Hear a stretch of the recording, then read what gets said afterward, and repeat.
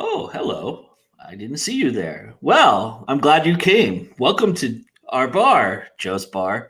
And we are back for another great episode tonight. Well, I guess I should just welcome you all in. I've got a nice little welcome message for you all to bring you all into our wonderful, humble abode tonight. And it's courtesy of the great Anais Sharshenko. This is from her book, Bright Needles, which I have an autographed copy of. I'm super excited about that. You probably can't see that, but there you go. And this is one of my all-time favorite poems. It's called Of Living. Indiscretion. I have tried to turn a pretty tune, one of joy that loses you in it. My vibrations have caught you in a different light, one of muted sight. But why can't that also be a delight? If I have loved, I have been vulnerable. But if I have closed myself to vulnerable, I've closed myself to the world of the living. Welcome, everybody, to Joe's Bar. Thank you so much for joining us. I am your host, Joe Compton, and we have some wonderful guests that we'll be bringing in here. Hopefully, you know how they say everybody likes to be fashionably late. So we're just going to see who comes on in, and then we'll talk to them for a little bit and have some fun with everybody here. So I hope that you all enjoy your time here at Joe's Bar while we're open. And we've got some great things planned. We've got our specials up here tonight, and I'll go over those here in a second when everybody's in seat and seated. And we will have some fun, and I have some giveaways as well. So, oh, look, I think we have our first guest. And we do. Hi, Debra. Hi, Joe. How are you doing? Thank you for joining us. Thank you for inviting me. Who you are and you know who you are. Just tell everybody who you are. I'm an author of romance and many subgenres and poetry, and I write a little bit of everything. And earlier today, you've been frantically working on a new book. Yes, I'm working on a Western, third Western to follow up my first two, and that box set comes out April the 30th. It will be the Desperate, Dangerous, Deadly Western collection. Awesome. That's awesome. Well, I hope you got some work done before you came over to the bar. I did. I did. Looks like we have another guest joining us. Oh, there she is. Hey, it's awesome. It's Rebekah Jonesy, everybody. Hi, Rebekah. Tell everybody a little bit about yourself. Hi, I'm Rebekah Jonesy. I am an author of romance and urban fantasy, or as I like to call it, I write fantasies. And I'm also the COO of a publishing house, the Furies Press, which just opened just a couple weeks ago. You've been getting around this week. You've been doing some bar hopping. You've been doing some show hopping this week, I should say. You were slut shaming right off the bat there. No, but you were on Writer Imperfect. You were also on Drinks with Authors. Yeah, 2 in a row. Yeah. Yep. So you had a busy week. Yeah, Josh now has a rule that no one's allowed to do 2 in a row. I think it was something I said. Well, speak of the devil, I think he's joining us right now, Mr. Joshua Robertson. Uh-oh. Is that really a rule, Mr. Oh, Joshua Robertson? You're stopping people from doing 2 in a row now? I am, unfortunately. Yes. Well, while you're here, why don't you go ahead and introduce yourself, sir? Well, I'm just a regular guy trying to grow a beard. But other folks know me as the host of Writer Imperfect and a writer of dark fantasy, most known for the Thrice 9 Legends saga. Nice. And Writer Imperfect? Oh, I said that, the host of Writer Imperfect. Did you? I'm sorry. I might have spaced out during that moment. All right. Well, welcome, everybody. It's good to be here. Oh, wait. I think we have another guest. Oh, wow. We are graced with the presence of greatness, everybody. The man, the myth, the legend, JD Estrada is here. maybe Tell everybody about yourself. maybe a myth, but I don't know if you're way too gracious. First off, my name is JD Estrada, fellow humans. I am a multi-genre author from Puerto Rico. I currently live in the state of Georgia because apparently I enjoy 40-degree weather in April. I don't know what's going on. Before anything else, I'd like to say cheers to my mom. Salud, Mama Estrada. Here's to you. I'll drink with everyone soon, but I wanted to show everyone that little thing. I am the author of The Human Cycle of Poetry. Latest release is Given to Fly, which is a middle grade fantasy that has no violence. And if you want ultra violence, well, dabble in that. And I never get bored. I don't know how people manage to do that. Yeah, that's awesome. Something that it was interesting that was you were brought up quite a bit on Writer Imperfect this week, talking about nonviolence in your book and stuff. So it's kind of interesting that you went that route. Why did you decide to make a book like that? Okay, first off, Josh, sorry that I didn't watch any of the shows this week. I actually worked from Monday to Thursday, and it was a 53-hour work week in 4 days. I'll catch with those. In terms of I've always enjoyed middle grade fantasy, and I've always enjoyed reading and writing different things. The main thing for Given to Fly is that if you turn on the news at any given moment, there's just anything. It's almost like a crutch. Everyone uses it's like to sell soda. It's like, yeah, punch him in the face with flavor. And I wanted to really explore and push myself to do something that's lighthearted, fun, sweet, and has no violence, because thinking back, man, it's been a while since I've watched or read something like that. And I think the best example and one of the influences for the book was the movie Ponyo by Hayao Miyazaki. And man, it was a joy to write, and I'm already jotting down ideas for the next 5 novels. Nice. Awesome. That's fantastic. Well, welcome, sir. It's great to have you. And last but certainly not least, the one, the only Christie Stratus is here. Hi, Christy. It's nice to see you. Welcome back. Tell everybody a little bit about yourself. Great to be here. Thanks for having me. I am Christie Stratus. I'm the author of the Dark Victoriana collection, which currently has 2 books, Anatomy of a Darkened Heart and Brotherhood of Secrets. There will be a 3rd one coming out. I have a huge plan for this collection.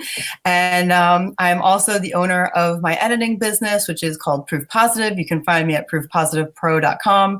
And I'm the host of Creative Edge Writer Showcase, which you can find anywhere there are podcasts. Thanks for having me. Awesome. Well, it looks like a lot of people are settling in. The bar is hopping. I see Isa's jumped behind the bar and has started serving folks. So cheers to you, Isa. Thank you for doing so. I really appreciate that. And hope everybody gets what they want to get this party started. We have some great drink specials tonight. And for those of you just joining us for the first time, how the drink specials work is basically I have 5 listed here. And each one of them represents a topic that we'll be talking about. So they're based upon something that we'll be talking about. Everybody here at the bar right now at the VIP table has had an opportunity to look at what these topics are, and they know ahead of time. So it won't be that random or off the cuff. But for you guys out there, if you guys want to chime in, and we'll take your comments and questions about these topics. But for tonight, I have Ladies Night Out. I have Bare Knuckles Bourbon Swig. Dragon Breath's Fireball Shot, Cross the Eye, the Peach Schnapps Tea, and Blast from the Past. That is our warm beer selection for this evening. I should mention also tonight that we have an indie beer that we're representing. If you guys saw me last night live on my Facebook page, I went to Bevmo and this is the beer I chose. It's called Son of a Beach. And I kind of wanted to read this little blurb here, which I thought was very, very funny. This is by the Evans Brewing Company. They're in Orange County, California. Yeah, I know. I did one from Torrance, so sue me. I like Southern California beer. We'll just deal with it. Anyway, so I didn't know it was from Orange County until I just read it. So I just picked it out because I thought it was funny. But anyway, here it started as an idea between father and son with a little more than desire. 3 multi-award-winning loggers were created. At that time, we had no idea where we were going. but we were determined, resolute, and persistent. And with that, we kept ourselves in the game. Now we're proud to operate the oldest craft brewery in Orange County. Son of a Beach Blonde got its start when one beer recipe was accidentally mixed with another. No one knew what would be the result. 10 days later, we tasted this bastard, and it says bastard. And the first comment we heard was, "Son of a beach, this blonde is really good."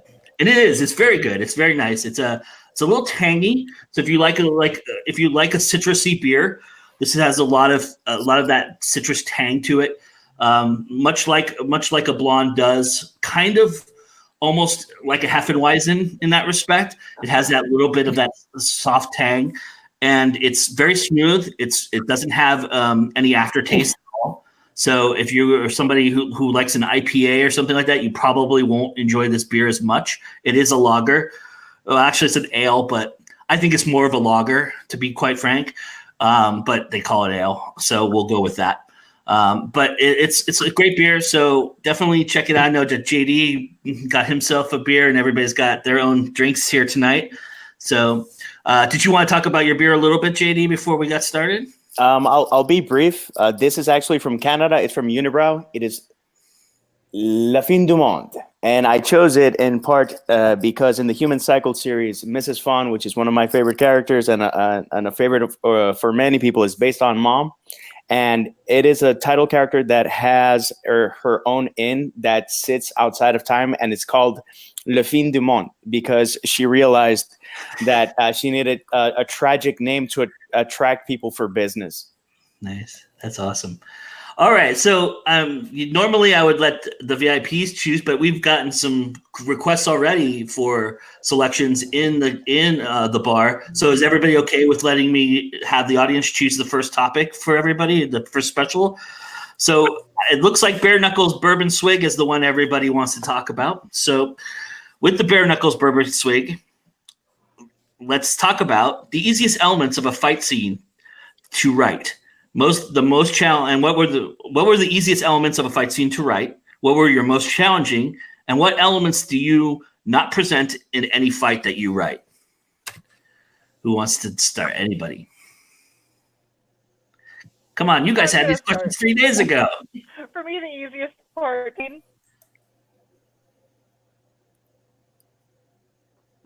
The easiest part for me to write is getting wounded, because I am accident prone, so I know all different kinds of wounds and how they feel and how they might, hinder you, how much you can still do.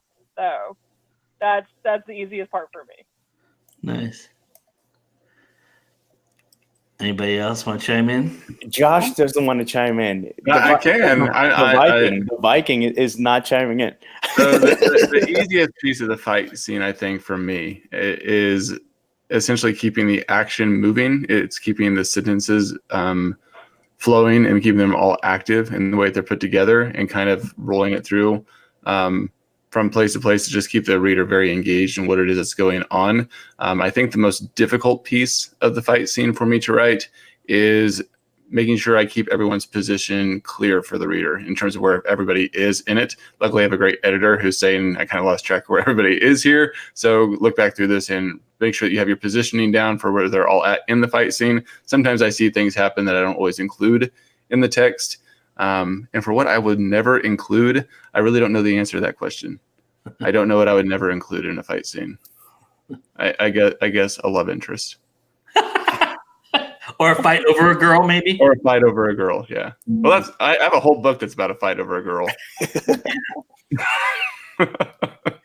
Yeah, you're the king of non-romantic writing, so. Yeah, well, they're not. Neither one of them are in love with her or romantically interested in her. They're just fighting over who's going to kill her and who's going to save her. But that works. Yeah. Got to do what you got to do. Abba, anybody else want to chime in?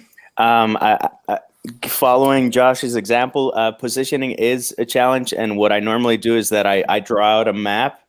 And in terms of the sequences, depending on the scale of the battle, If it's a big one, and in the human cycle, the last one is pretty ridiculous. Just making sure that, first off, I don't get lost, and second off, that it makes sense, that it's not just some BS. Oh, this happened, and of course this is going to happen. No, keeping that tension, keeping that struggle, ups and downs, and surprises, and I think it's not the easiest, but it's the most entertaining thing to write something that you surprise yourself in a battle.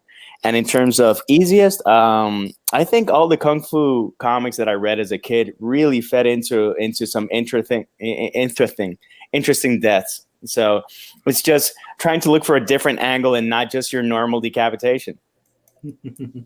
Decapitation is hard.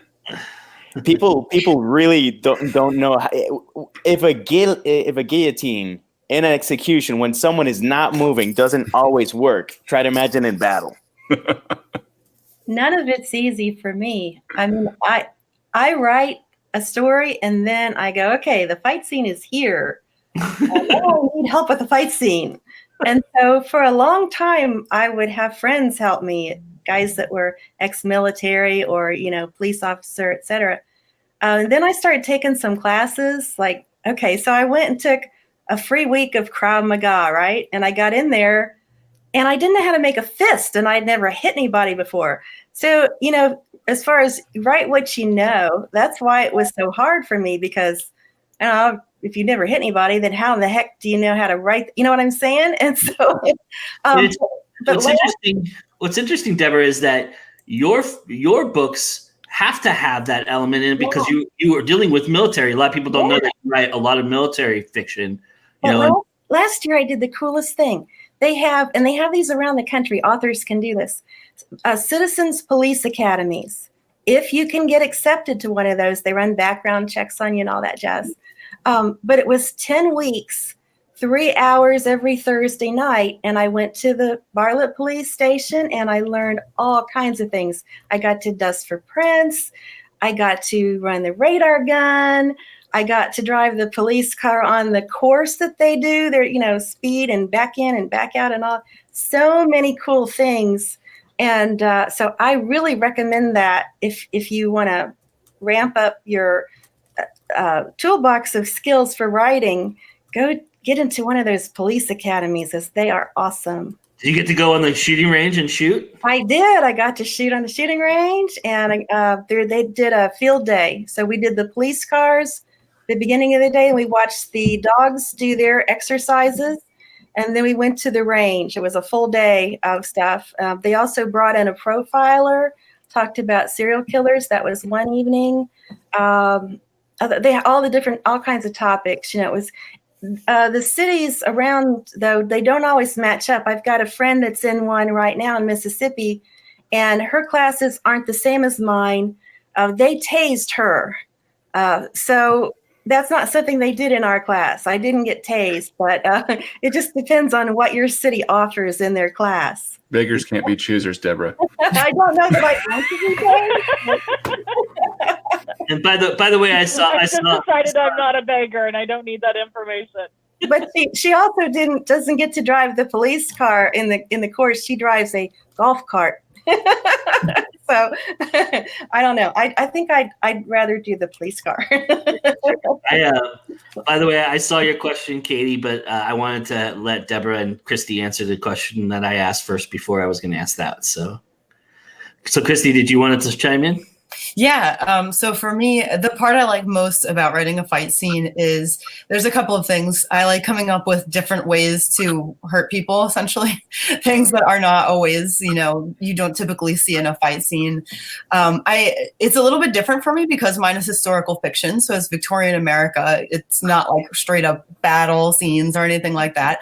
But I think the most interesting part is coming up with ways of fighting or aggression that match the character's personality. And I think that that's the most interesting, especially someone withdrawn versus someone who's very aggressive and holds a lot of anger. Like those are two very different fighting styles. So I really enjoyed that. And the parts that most challenging for me is probably making sure I don't skip a step.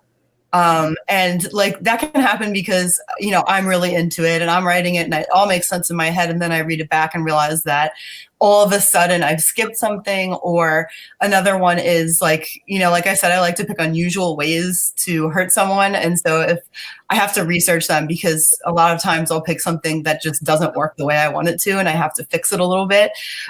So it does take some research, which, as we all know, our search histories are scary. But, you know. So yeah, I think that's really tough. But your example reminded me of a scene in Fight Club where they've been tasked. I don't know if everybody here has seen Fight Club. If you haven't, sorry, I'm going to ruin that scene for you. But they've been tasked with a homework assignment, which is to get in a fight with somebody. That's their homework assignment, and they have to pick somebody random off the street. And there's a guy who's at an auto shop, and he sees a priest walk by, and he's spraying the ground with the hose, and he sprays the priest. And he's trying to get the priest to fight him, and he can't. And the all object of it is you have to let them fight first. They have to hit you first. So he's trying to get a priest to hit him, which, you know, obviously a priest is going to be very, very reserved, and it was very funny. It was a very, very poignant scene. I thought, a very funny scene. So what you were saying reminded me of that. You know, to having somebody who's passive fighting and against somebody who's aggressive. So yeah, it's a whole other thing. You really have to think about it. So, I mean, Katie brought up a question. She mentioned that it has, let me put it up here if I can get back to it. Do you ever block out moves, spar with someone to see how a fight actually flows? And Josh and I had exactly the same answer to that question. Tell everybody your answer, Josh, because it's my answer too. I used to fight a lot as a younger man, not always violently or to hurt somebody, but we held sparring matches at my house. Yeah, not always. I have hurt a few people in my time. But brothers, it's natural. By the way, I met Josh. He has to pack a punch. But we used to hold sparring matches at the house with 8 to 15 guys and do essentially ranked matches and run through everybody on the roll. And it gave me a lot of experience for how fights went and showed me different fighting styles. I've also taken a couple of different martial arts, including Tai Chi, and I studied with a guy who was an MMA fighter, an amateur MMA fighter, for about a year. And so all those experiences really gave me some insight in just the flow of fighting. And most fights really don't last very long. And I think that's the challenge when you're writing them, is pacing them in a way that they feel intense, but also keeping them to be realistic. So it's not just, you know, a one-on-one fight that lasts for page after page after page. What I've discovered in fighting, you know, because I, like you, I had an aggressive tendency as a young man, and I was in a lot of scraps and fights and stuff because I was a littler guy. So everybody took an opportunity to pick on me, and I didn't take kindly to that. So, you know, and then we'd also have the fun fights that you're talking about as well. Mm-hmm. But the one thing that always struck me when I'm reading or seeing it in a movie or reading it in a book is how organized it is, because fights are so sloppy and they can go so wrong so quickly, and they never go the way you expect them to go either, which is very interesting. And I think that's a hard thing to capture, right? If you're trying to write it, especially. You know, I mean, there's certain things you could do, like, you know, temple grazing, or, you know, my knuckle grazed, you know, and I aim for the temple and actually hit him in the shoulder or something like that, you know. But that's usually how fights go. They're very sloppy. That is tricky. And I've watched shows where it shows like the SEALs are doing stuff, and I have some SEAL heroes. And now I have to write a scene with a SEAL hero, but the thing is, that SEAL would go in there, it would be over like that, you know, especially, you know, the bad guy's not trained like the SEAL is, right? So I have to find some way to make it exciting enough that it's not, you know, over in one paragraph. It's tough. Yeah, but you can't include something like, he hit me in the nipple or something like that. It's like, it just doesn't flow. I'm very curious, and maybe if this is inappropriate, just tell me shut up, Joe, but I'm curious what everyone's favorite fight scene is that they've written. Do you have one that you've written that you just really enjoyed, just like briefly? You just really like the matchup or the style or the way that it flowed that you wrote yourself? Yeah, let's hear your bloodlust stories. Yeah, I definitely have a favorite. In Brotherhood of Secrets, there's a fight scene between a man who's super aggressive, Jude, for those of you who have read it. I love this scene. This is a great scene. I love this scene. Yeah, and this other guy, Gabriel, and he has there's a lot of backstory to that, but essentially it's interesting because Gabriel is much more aggressive, and there's an insinuation that he has either a drug or an alcohol problem. And then Jude is also very aggressive, but he's suffered a lot of trauma in his past. But the problem there is that he has these trances that he goes into for a lot of psychological reasons that you would need to read the book to see. But he goes against Gabriel, and he does really well. And there's a lot of interesting types of violence, the type that I was talking about. You guys know what I'm talking about, Joe and JD. But, at some point, Jude goes, he's focused on like what is going to be the aftermath. And this is too easy because he's killed in the past. And he just goes into one of his trances, which are happening more and more frequently. That's one of his major issues. And it's like right in the middle of this thing. And the guy stabs him in the leg and wakes him up. And he's like, oh my God. And then he like pulls the knife down in his leg, and he almost blacks out. And then he has to figure a way out of it. And still win. And he's psychologically disturbed, so he's going to win. But I mean, it was a really interesting scene for me to write, for me to get him out of that, and also the way that he would attack someone and the way his frenzy would then turn into this sort of out of it trance was very interesting too. Yeah, that's a great scene. It's a really good scene. Thank you. I think my favorite was actually in my first Western. Okay, so to set this up, it starts off, it goes along the Old Chisholm Trail, and the mother, her son is stolen by her husband, who is also a bigamist. And he takes the child all the way to Texas, and she has to go find them. And she meets a maverick on the way who is out for vengeance because her husband sent him to jail for a crime he didn't commit. And so they've teamed up, and there's an old news center that's been on this. So anyhow, we get to I don't want to give it totally away, but I'll tell you this much. By the time they find this guy, he's running with outlaws, robbing banks. And the final showdown, he uses his son as a shield for himself when he holds up a bank and there's a big shootout. That one that's definitely, like a John Wayne kind of thing going on. That was fun to write. That's almost mafia-like. Yeah, it was fun to write. I wrote. I don't know. This is not my favorite scene I've ever written, but I struggle with the scene, and a couple of you will know about what I'm about to talk about. There's a scene where I have my antagonist throwing a cash register on somebody, and I rewrote this scene like 3 or 4 times. And I wrote it like one time where he throws it and he misses. I wrote it one time where he actually like hurts himself trying to get the cash register off of the shelf, and then I ultimately went with the conventional, he got it off and ended this guy's life. But and I went down like this super duper. I've talked about this before. I went down this giant rabbit hole, going through the ins and outs of this cash register. I went super crazy with the research, and I'll never forget that scene because of that, because I spent 3 days researching a stupid cash register to sell a scene, so. But it is a pretty vivid scene. So, well, the thing is that depending on the cash register, Mom used to have a store in Old San Juan. That cash register, if it landed on anyone, it was gonna kill them. Yeah. I don't know how heavy that thing was, but it was nuts. For me, there's a lot of fights in the human cycle, but I think chapter 18, it's called the 7th level, and it goes all Bruce Lee, and you have to go through different levels of this nightclub casino crazy ass place. And there's one level that is actually Schadenfreude and Shito law offices. Shito is the Japanese word. I forget the sin. I think it's pride. That one just brought out the psycho in me, and it was so fun to write because basically you have like a German robot on one side, and then you have a Japanese person, and they're interacting, and then you realize that they are part of another demon, and then that's when hell breaks loose. Literally. And that's actually going to be in book 3, by the way. Hell breaking loose. So get ready. Nice. How about you, Rebekah? Do you have a favorite?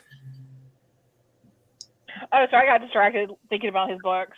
Squirrel. I guess probably my favorite one is a down and dirty side. A woman's abusive ex breaks into her house, and there is a kick down, drag out fight with, neither one of them knows how to fight. So they are flailing and wailing on each other. She's trying to get away. He's trying to kill her. And everything in the house gets used as a weapon. So it's probably one of my favorite ones. Because she's awesome at him the whole time, too. And then he ends up winning with one of the collapsible. Well, hello, spoiler alert. Maybe some people want to read it. It's a romance. She has to win. How about you, Josh? You want to answer your own question? I probably the answer would be very close to Christie's. I have a scene where there's a guy who has hallucinations during the middle of the fight, which is really enjoyable. So to be a little different, another fight that I really enjoyed writing was with my character Bryn and the swordsman Theodore in Death at Dusk. And Bryn fights with these old gladiatorial-like weapons called cessuses that are essentially brass knuckles in ancient times, but they were wrappings that had iron plates in them. And so he fights against the swordsman at the exact same time. And I really liked the play of where the swordsman uses, the full blade and the hilt and everything as he's battling. And Bryn is it's from his point of view, and it's him using the back of his hands to block the blade and keep it from hitting him, and essentially using his upper body to keep deflecting the swordsman and keep him away, and then counterattacking with, his boxing. And so it was a lot of fun to study that and understand the fighting style and how that worked, and then applying it in a battle where you thought that the guy with his fist would definitely lose against the guy with the sword. Now, Brand's a smaller guy, though, right? Yeah, this is Bryn in my other thing. Bran in... I misheard you, sorry. Yeah, he's in the Calendar series. That was my first thought, is that Bran has a hallucinatory battle in the Calendar series because he starts having flashbacks of things in the Netherworld, and he starts seeing demons coming at him, but he's fighting the things around him, which was very difficult to write, but I had a lot of fun doing it. Yeah, but he really messed some people up. He did. Well, I'm gonna blame you because you named the character very similar to another character. So I do that a lot.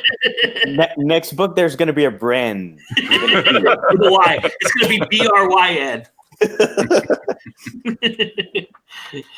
All right. Does anybody want to pick a specials? And I think we've pretty much talked about that one pretty well. So we have Lady Knight's special. We have the Dragon's Breath Fireball Shot, Cross the Eye and Dot the Peach Schnapps Tea.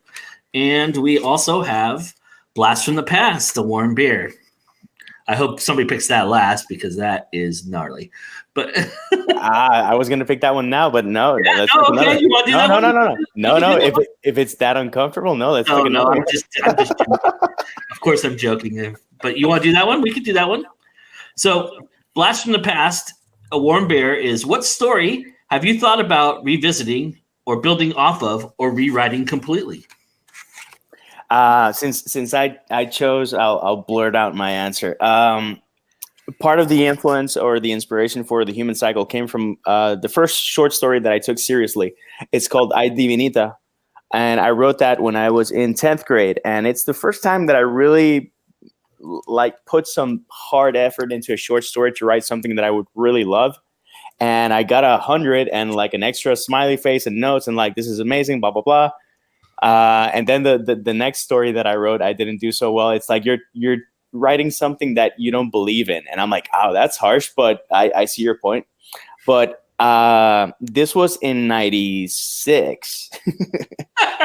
I submitted, I edited and I submitted that for a contest in college in '99, and I won third place.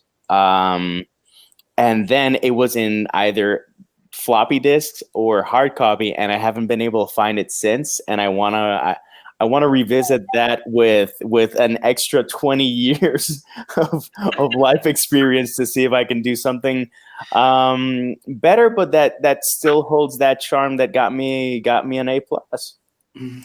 I'm really interested to hear your take on this, Josh, because I know you, like me, throw a lot of stuff away. So is there anything you've kept that you've held on to that you wanted to retackle at some point? I have some old stuff that I've looked at and I've considered retackling in the past, but every time I look back at it, I realize there's just no way. My writing style has evolved, or at least changed, over the years, and when I go back and look at those things, they're just not worth revisiting. So I don't know that there's anything old that I'll ever come back to. I think I'm pretty set on writing new stuff. Something interesting that maybe I can throw at you if you bear with me for a second. I'm curious if somebody came to you, like, you know, you've made some connections through your Comic-Con, and if somebody came to you and asked you, okay, so you want to make the Calendar series into a Netflix show, or you want to do a movie, but we want you to write the screenplay. Would that be something you'd retackle then? How much? You have to revamp it for that purpose, right? So, how much, Joe? How much are you offering? No, I would probably go back and rewrite something for another medium, like a screenplay. Yeah. I think that'd be tons of fun to do. But if it was like an old work that I didn't publish or something that I just have stored away that I'd written a long time ago, I don't know that I would rewrite that. Yeah. Ladies, anybody want to? Yeah, I got to answer this one because my readers are going to want to know. Okay, so I used to send short stories out. It was sort of a test. I was with 5 publishers, so I'd test to see would they take this story and would my readers like it if they published it. Well, Burroughs had a line of lunchbox short stories that they did before they closed the line. When they closed the line, I got my rights back. I got a story in there, though, that I haven't put back out. I don't know what to do with it.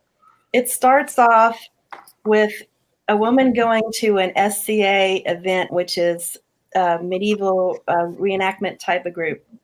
She goes to this event and meets the handsome guy that's the hero. Of course, that's all, romancy. But there is a villain, and the villain is a shape-shifting hamster who turns into a shadow, and they can dive into the ground. They burrow. And so they can come up, and they attack women, and the women disappear. So the hero is a guy who's on a task force that's trying to stop these villains. Well, anyhow, the story came out. The publisher liked it. And I have the weirdest responses from it. I think half of them wanted me to just do the romance, Yeah. And the other half wanted me to just do the scary hamster. And because I blend things, right? So, and I have this blended book that I really am not quite sure what I'm going to do with. Would it be a full-length novel? It might be. I mean, it could be anything. I mean, there's a lot of the story of the hamster and how it became. If there can be dinosaur erotica, we can have adventures with hamsters. Full on. Yeah, I don't write erotica, but I do write. I really think you need to write like a satire email out to your readers and explain to them how romance cannot exist without shape-shifting hamsters. Yeah.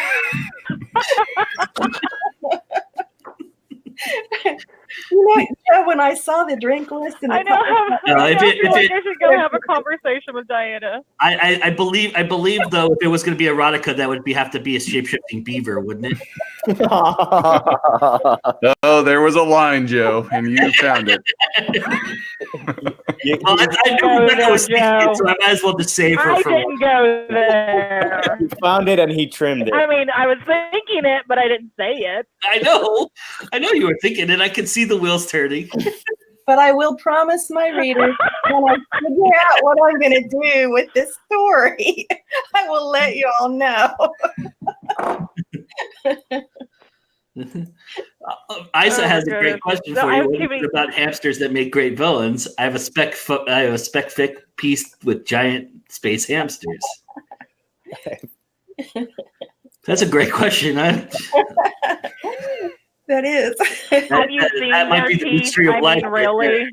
Whoever I don't know. solved that question may know the whole how life goes, the cycle of life. I don't know. The surplus of hamster villains makes it hard to see exactly where we went wrong with the hamsters. How about Rebekah, Christy? Do you guys have a story that you're looking at? Sorry, all I have in my head is like a hamster 1 inch off the floor. I don't even remember what the question was now. Sorry. Do hamsters make the best villains? That was the question all along. Villains. No. It was. Is there anything unless that? you're a snake. No. Was there anything that you've written before that you would revisit? Visited all of it, so there's a That's lot. true. Of You're pretty and, much rewriting everything now, aren't you? Instead, yeah, I am republishing. Well, I have like 30 odd stories, and I'm only republishing 16 of them. If that tells you anything. Only. You know, there Yeah. are some That's crazy. I didn't fully finish. There are some that just kind of, they just peppered out. But yeah, if it's a good story and you just need to punch it up, clean up a little bit, now that you've grown as an author, I say, hey, go for it. If you look at it and go, dear God, why did I write? Then, maybe you give it to Julie and ask her to fix it. Has she come back to you and go, Love you, this is no good? She came back to me and said, look, I speak Dragonese and I speak Beccanese, but I don't know what you're trying to say here. And I was okay, done. And now it goes in the trash. How about you, Christy? Do you have anything that you're looking at putting out there in the world that you haven't yet? Not so much. The third book that I'm writing now was unplanned. That's part of the Dark Victoriana collection. So that's one it's based on the second book. I hadn't planned it. So, to a degree. And then GD. And then there was a story I had written in high school. It was a full-length novel, and it was more superhero based. And I had for a long time wanted to republish it, or rework it so that I could publish it. And at first, I wanted to rework it and try to submit it. Then I wanted to rework it and self-publish it. Then I thought maybe I'll rework it and Wattpad it, and now I just have almost no interest in it anymore. It's just one of those things that every time, it's like Josh, every time I revisit, I'm just like, no, I can't. It's no good. There's a reason you shelf it, right? I mean, there is really, truly a reason you put it in the dumpster. There are elements that are good, but the amount of it would take so much work. It's just not worth the time. It's like you were saying, Josh. It's much more worth writing something new. Taking the seed of it, taking the idea of it, and doing something new, that wouldn't be worthwhile. I'd have to think about it. I'm not such a superhero writer anymore, so I'd have to see what I could. I've read you. I disagree heartily, by the way. One superhero I've written. I read all villains.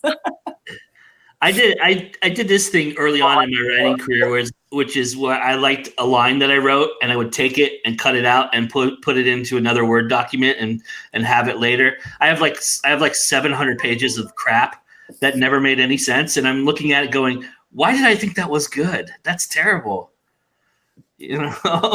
So I think there's a reason why you shelf it, right? Well, I don't know. I think there's a place for pretty much anything if you get creative and silly enough. There's movies that are trash, and they will always be trash, and there's no way around it, but they're still enjoyable.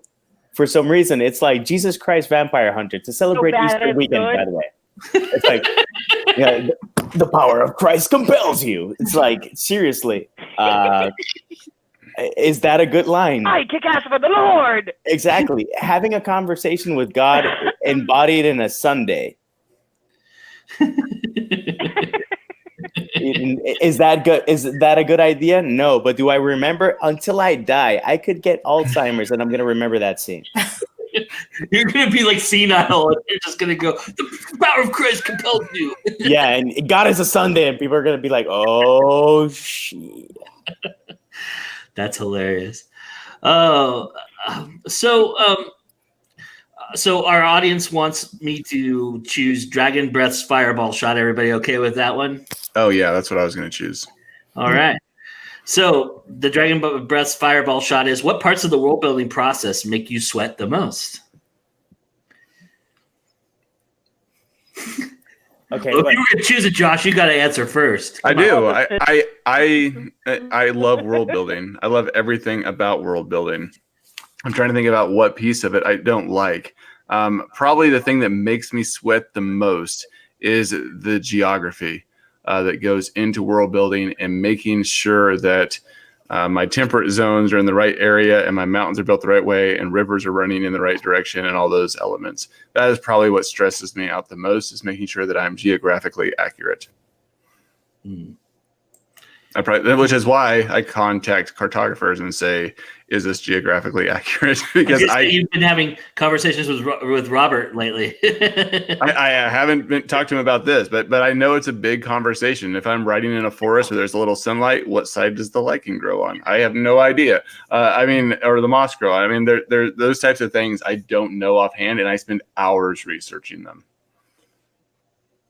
Interesting. Yeah, frustratingly interesting, but it's so frustrating. What flowers grow in this environment? What animals live here? Like all those things. Yeah, I have to know. If I put a dandelion in a place that it can't grow, I will obsess about that for hours. Dandelions can grow everywhere. And apparently in small children's hands too. Sure They're always carrying them inside. Grow just fine. Has anyone here ever had dandelion wine? Not read the book, but had dandelion wine. Not that I'm aware of. I've always been curious about it since I read the book in like grade school. I don't know. I was like 6. I don't know if it was any good. I still remember it fondly, so it can't suck. Let me rephrase. It was dandelion hooch. So, I mean, it tells you a lot. Anybody else want to chime in on this? Yeah, I think for me, the hardest part of world building is going to be, it's sort of similar. It's the research, because for me, I write historical fiction, so it has to be accurate. I can't just, I don't know. It's kind of interesting what you were saying, Josh, because I was thinking as a fantasy author, it would be easier. I don't know, because I haven't written fantasy myself. I only edit. It's very, very different. But, as someone who writes historical fiction, I have to do what's really there, and obviously you do too in some ways. So that can get tricky, especially because researching Victorian America is harder than researching Victorian England. Mm-hmm. And there are so many aspects that, a lot of people don't think about, like, a lot of times we think about things like Downton Abbey and stuff like that, where everybody's wealthy, or you think of the other end where everyone is like at the very bottom, but the middle is much harder, and you have to know, like what kind of flooring would they have in a middle class house, and if I want to have someone clean that flooring, what would they use? And if I use the wrong thing, it could destroy the floor, and anybody who knows Victorian America would know that. So like I have to be very careful with that stuff. And even the type of wood I put in a house, is it high class? Is it low class? Is it middle class? It really depends. So it takes a lot of effort. That part takes a lot of effort. I'm curious, knowing your stories, there's a lot of time that Abigail spends in a flower bed. And I'm curious, did you research what flowers grow in the area she lived in and things like that? I specifically don't say where she lives. Mm-hmm. Because you don't want to have to live up to that. Victorian America was very, very tricky in that, like, for example, like I wanted to have her checking the mail a number of times a day, and certain areas had mail delivered once or twice. Certain areas had it 4 times. So like I had to be super careful, and I wasn't about to go putting myself in a position where, there could be like a big mistake there. And since it's kind of tough, I decided not to mention a town so that I could use what I needed to that would be accurate to the time period, but you couldn't really say I was wrong about the location. Christie Stratus, the smartest person I've ever met. Okay. But what I think is interesting about the Dark Victoriana collection is how geography connects from one book to the other, even though they're standalones. The links where they connect, if you read back, it makes complete sense, and you can eventually map it out, and I think that's fascinating, even if you don't name it the town. Thank you. Thanks. Yeah, that takes work too. Thank you. Yeah, I mean, I have a subtle idea of where it is in my head. You know? Yeah.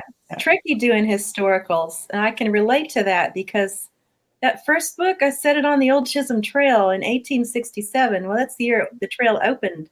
So that was maybe not the best thing for a first-time novelist to do because I had a long route and I had to check all these towns along the way. And so, like, okay, for instance, Red Rock Station in that year was a place, with buildings, and all that. And today it's just a rock. There's nothing there. So it's not like you can go there now and say, oh, hey, this was probably what it was like then.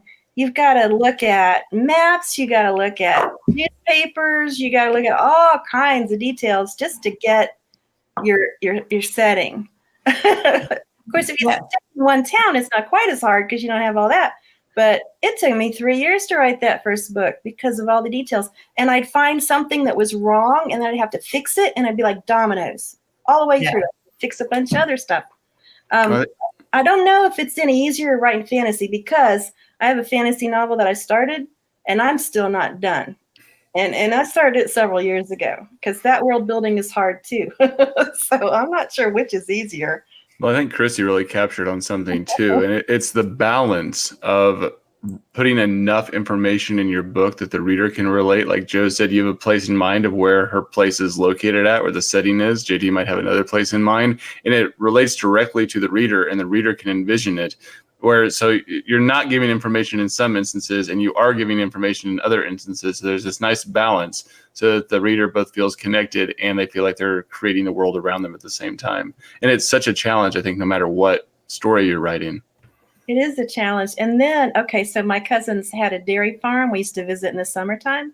And I had a story that had, dairy type things going on. I had a reader that wrote to me and swore up and down everything I had in there was wrong about a dairy farm. And I thought, well, I'm not going to argue with you because you're a reader. But I know I've spent a week on a dairy farm. I think I kind of know that setting and what goes on from the time the sun rises to the time it sets, Mm-hmm. So even sometimes people can have ideas and not even agree on it. I mean, just ask guys about guns and you're going to have all kinds of conflicting ideas about all kinds of things, The funny thing is this doesn't happen in books very often because anybody who's describing these things in books have gone off the rails already. But something that you notice when you've been in the military and you watch a movie, how half of them wear their badges upside down or that their rank is wrong when they talk, and you notice that stuff right away. It's just something that's inherently you pick it right out, and it's like. But if somebody's describing that in a book, they've got other problems. But but those little, it's the devil in the details, right? So. You don't take your cover off when you walk inside a building. Yeah, and you don't salute indoors.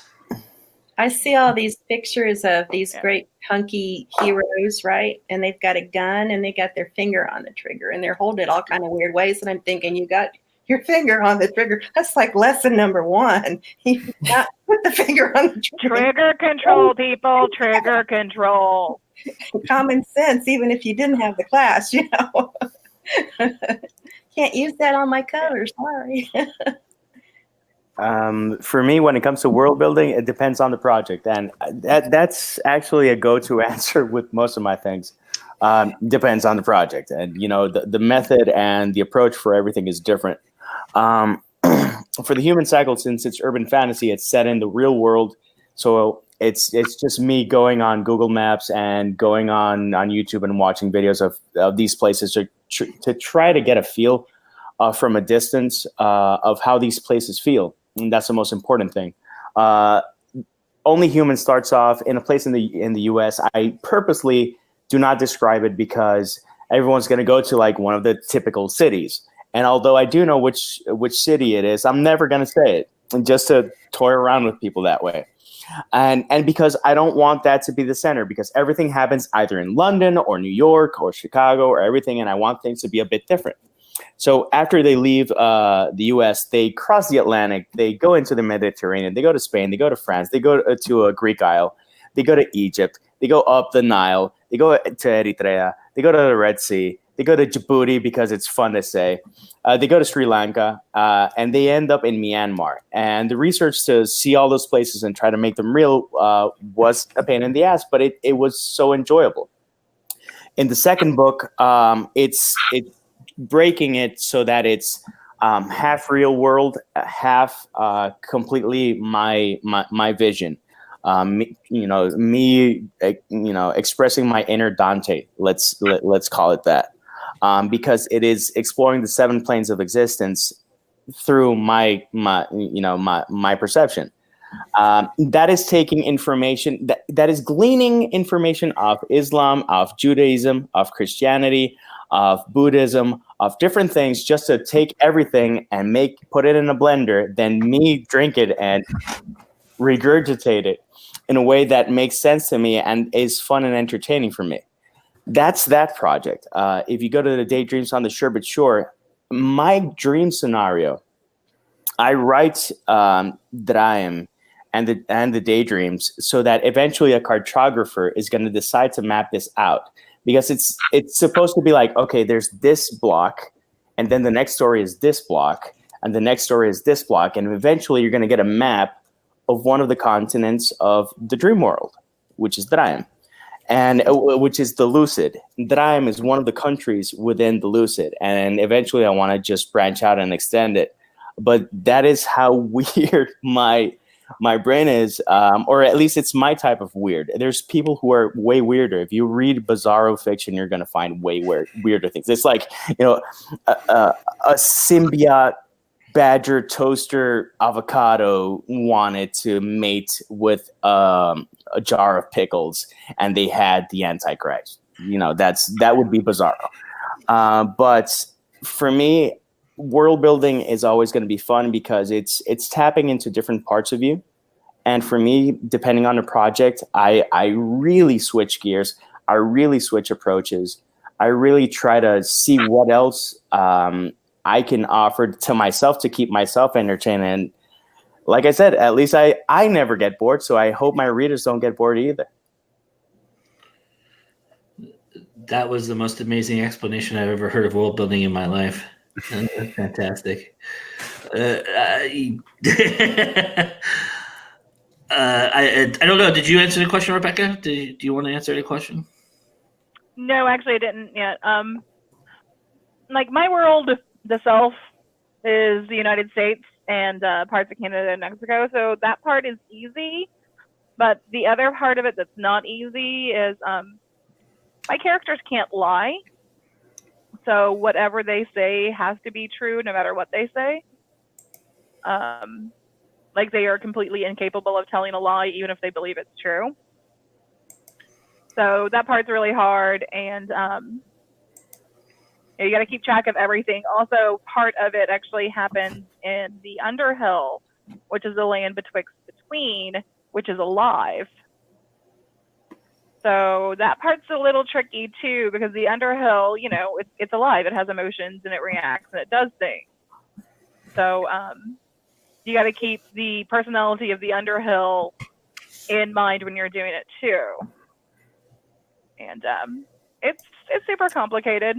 And with the map, I actually have to, with each state has its own either urban legend or creepypasta or something that it matches up with.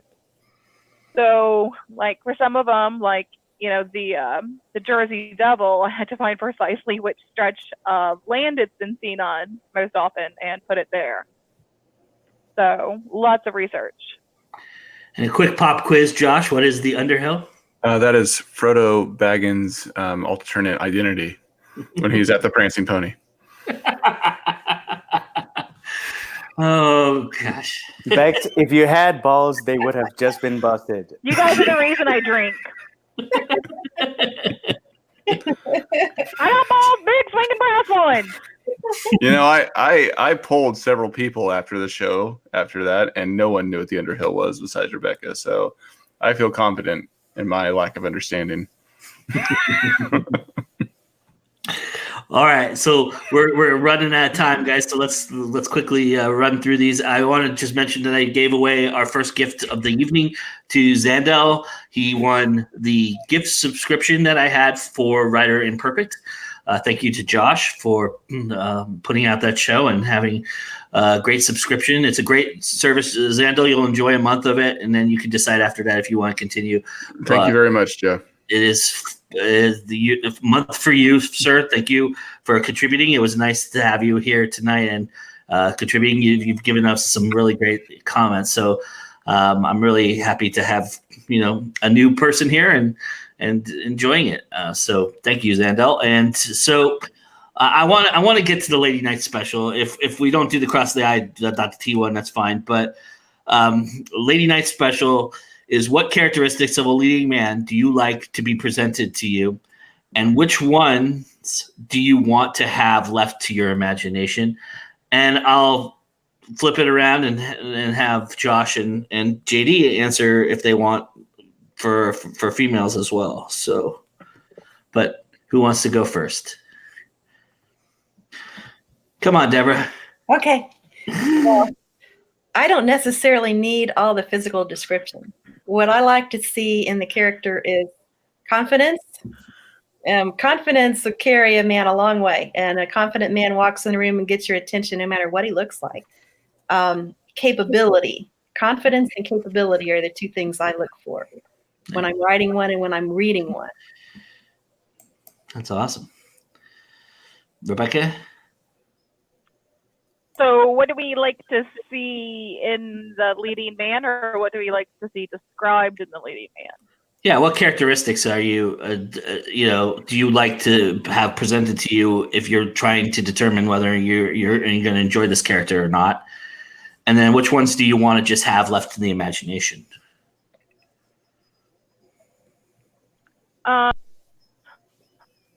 More than anything. So I like, just the bare bones basic, height, approximate age kind of thing. But I didn't even say confidence really. Nice. Competency, that's for sure. I don't want a, incompetent character. So, but the rest of it, surprise me or let me make it up on my own. Nice. Awesome. So can I tell you a funny story real quick? Sure. Okay, so this was my first book 10 years ago with a traditional house, and I had 5 editors there. And we went through all these edits because of all these editors, right? And I get to the last one. They kept changing the eye color of my hero because the hero had gray blue eyes and made the mistake of making a gray blue instead of like blue or whatever. And so by the time I got done with that book, I was so frustrated with the eye color that I said, okay, from now on, my heroes always have brown eyes. It doesn't matter what color their eyes are, but we won't get confused if they're brown. I approve. Both of my brothers have clear eyes, and when I was born, everyone was like, "Oh, he's such a cute baby, but he doesn't have clear eyes." And my mom, I'm not gonna embarrass her. She had a really, really, really good comeback. If you win the giveaway, I'll let you know what she said. Nice. Oh, that's How for you, Christy? Yeah, I agree that this description is not as important to me. Description is almost never as important to me unless it's really necessary. It really has something to do with the character and maybe how people treat him or something like that. But what I want to see pretty quick is what is his vulnerability. or multiple vulnerabilities. And that's really like the crux of where he's going to have trouble with other characters. So to me, that's really important. It's where he struggles with himself. It's where other characters can take advantage of him. So I want to see that really fast. Nice. Yeah, that's a really good one. I kind of want to change my answer to Isa's now. Yeah. How about for you guys? Do you guys have anything for a leading lady that you like to be presented, and then once you'd like to leave to the imagination? I'll jump in quick. For me, I try to write women that they're strong, but they don't need a justification to be strong. They don't need something happened in my life and I'm reacting and now I'm strong. It's like, I'm just strong. I'm just confident. I'm just this way. I don't need something to trigger me to be the best version of me. And I always see that they have to have that backstory. And I know so many strong women, so many independent women, so many brilliant women. I married one gave birth to me. I have a hard time trying to justify women being strong. And, women need no justification. They are the stronger sex. That is my opinion. And people say, yes, but I can bench press. It's like, shut up. Don't, beefcake. Stop that sentence midway. Strength has nothing to do with muscle power. Real strength and life strength has a lot to do with grit that is shown in so many other subtle ways that someone that can bench press 350 pounds will never get. Josh, you want to chime in? I just want to make sure I understand the question.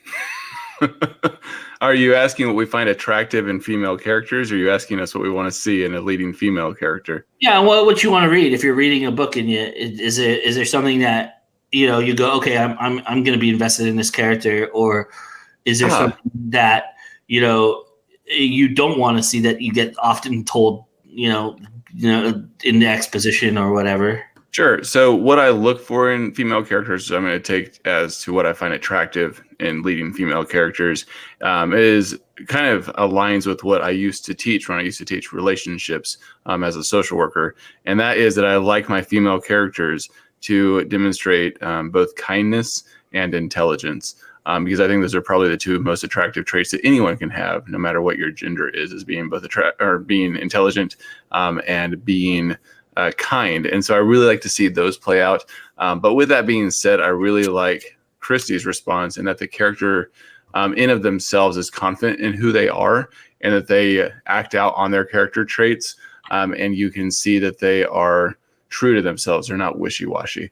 And so I think that's what I look for. If I find that the character is very wishy-washy and their morality, whether it's good or evil, if their morality starts to sway over the lines and it doesn't make sense on why they would do this, but then they wouldn't do this, and vice versa, that's usually where I'm going to put a book down. Awesome. So can everybody hang for like 10 minutes and answer the last question? Everybody cool with that? Sure. Yeah. Okay. So real quickly then, so our last special is Cross the I and Dot the Peach Schnapps Tea. So what's the most common first draft mistakes that you will likely make, even if you're aware that you're making them in subsequent drafts? I actually leave characters out completely. I don't put enough description. Oh. Yeah, I tend to, there are certain characters who will have like a back seat for a bunch of the book, or just not be the main character, something like that. The main struggle isn't with them. And so I'll tend to just forget they exist for a while, and I won't see it until I get the edits back. And it's kind of funny because they're important during the book. They play a part that matters. But then like in Anatomy of a Darkened Heart, I just leave the brother and sister out of some of the scenes, like they don't exist. And it's like in family scenes where they have to be, like they just aren't there. So that I just continually do. And it's a pain because then editing them in has to be natural, and it's annoying. Mine's very similar to Christie's in that I make characters appear in scenes that they don't belong at just randomly. They just randomly start talking for other characters and just pop up. And luckily I have Christy who edits all my stuff, and she goes, "Where'd this guy come from? He wasn't here before." I go, "Oh yeah, that's supposed to be this other guy." But I do that all the time. I imagine it's just because I'm writing a scene and I'm thinking ahead of what's going to be coming next later in the story. And I just swap names and I just start writing and put another person into a scene that doesn't belong there. And I don't catch it at all until second, third round of the read through. I'll do mine so you guys can think about it real quickly. For me personally, the thing that and Rebekah will tell you, this is the thing I got most common from her and her looking at my stuff too, was I'm thinking that I wrote something down and I didn't. I'm ahead of my own writing. And so like certain like words get missed in what I'm writing. I'll leave out words because I think I wrote them down, but I really never wrote them down. And then she'll go, "What do you mean by this? What is this? Why do you have this?" I do that quite a lot, and I do it in every draft because my brain is running so fast sometimes that I don't slow down enough to let my fingers catch up. Mm-hmm. Yeah, I have that. I have a couple words that, I've been doing this for over 10 years now. A couple words, though, that I think will just always be with me. That and it. And of all the editors I've had will tell you the same thing. Those seem to be her favorite words. You can't how many times they show up. But the thing is, I know when I look at my first drafts now to fix that. And I think it's because I'm thinking and typing fast. And I have to go back and fill in, well, what did I want here in place of that or it? What am I talking about? But it's funny because even in speech, I notice that I use that a lot when I'm talking or writing somebody a letter or something. Okay, but that is good. I have a problem with people who always say like and like and like and like. And it's like, dude, you're if you see actually Donald Glover's stand-up, he says like at least 128 times.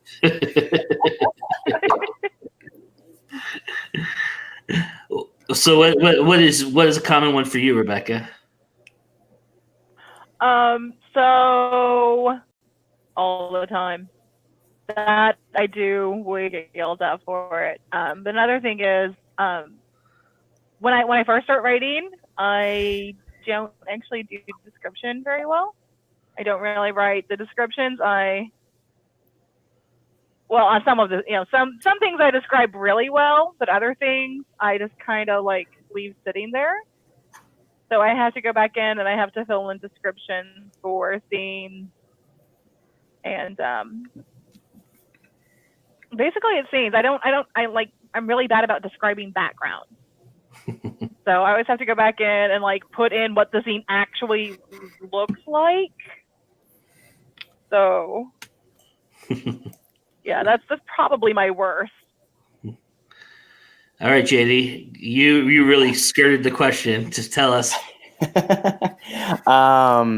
I've committed a mistake so many times that it's actually going to be a character in a future book series.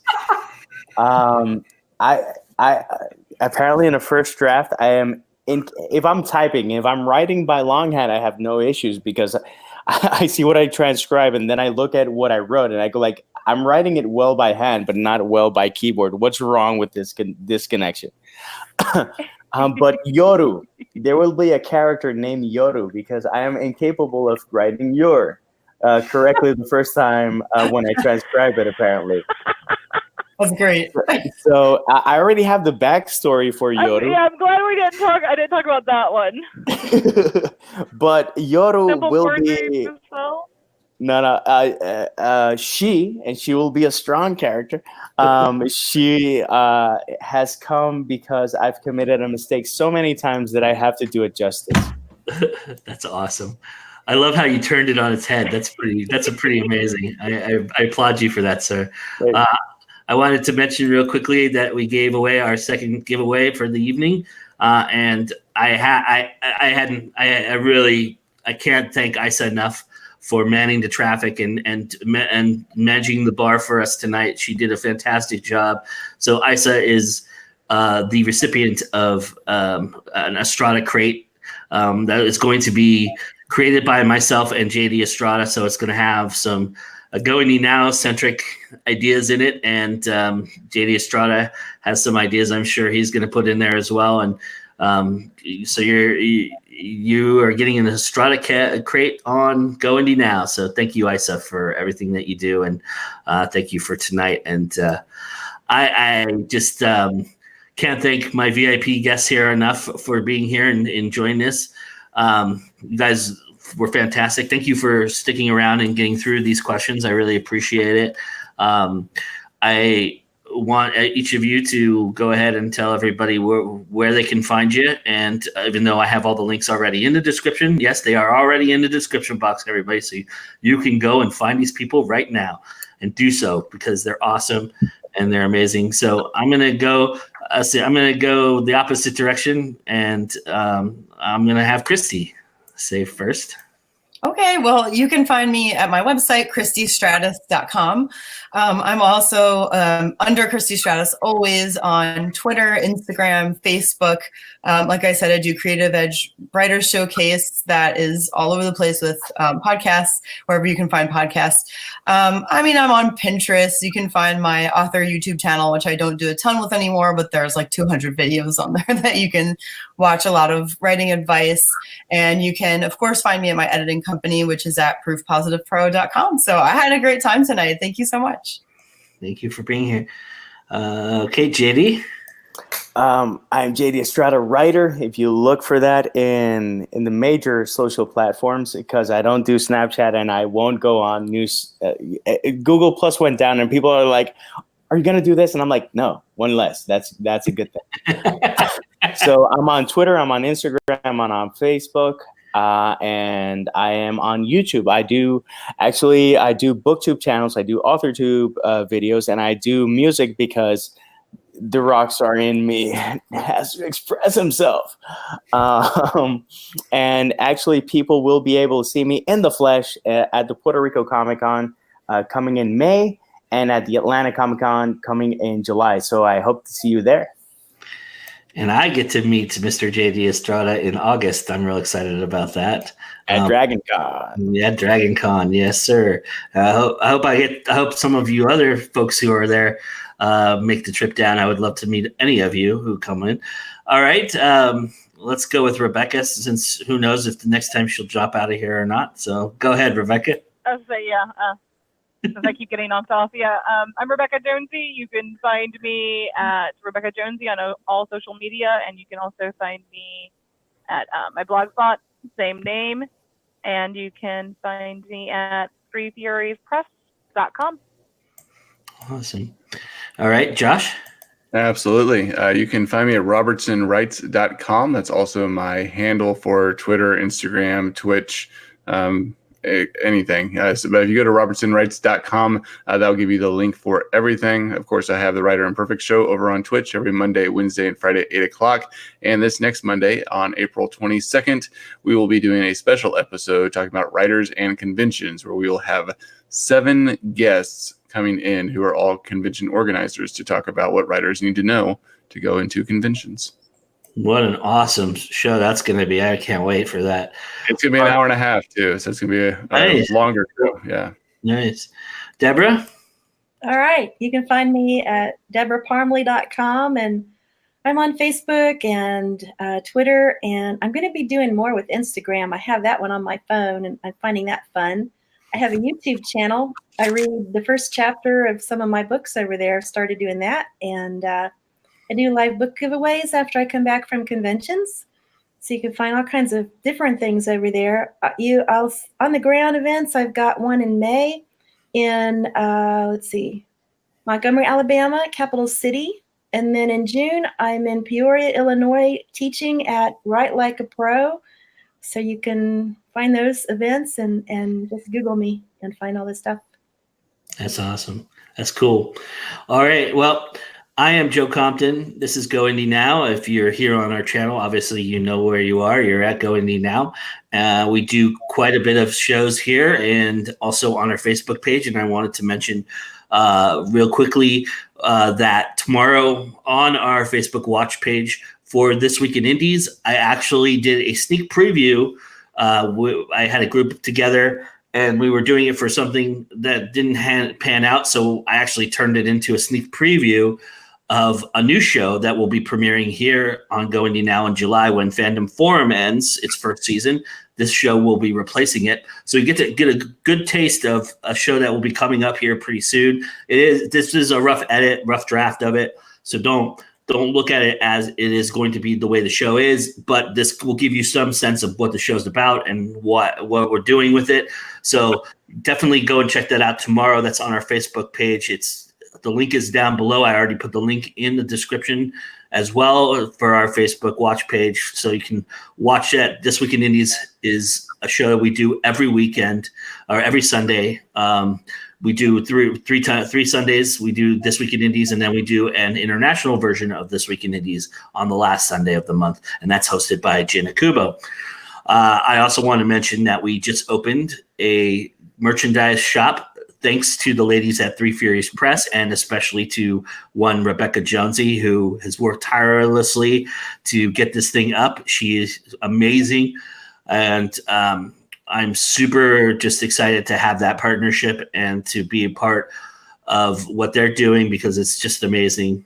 They're amazing, and this is a really good shop. It's got a lot of stuff, including onesies. So if you ever wanted to wear a onesie, well, actually, it's only for babies, right? They don't have an adult onesie, right? I don't think they do. But God, I hope not. That would be weird. Yeah, yet. Yeah. Anyway, I am working on the hats, though. All right, cool, awesome, and we'll have posters too. We were just talking about that today as well. So, they're up.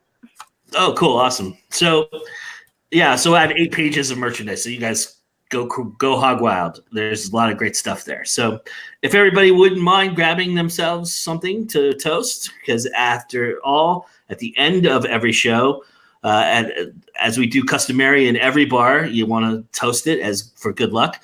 And here's my toast for this show tonight and for this month. And I want to thank everybody. Oh, I want to mention real quickly, there will not be a Joe's Bar live in May. I have stepped aside for 1 month. We will be back in June, but there will not be one in May. So don't look for us in May, but we'll be back in June. I promise. We'll have another great show. So here's my toast for this evening. Good Friday, Ash Wednesday, Taco Tuesday are days of the calendar that are circled, starred, and admired. For an artist who lives by the hour hand, everything means something, and often more time is desired.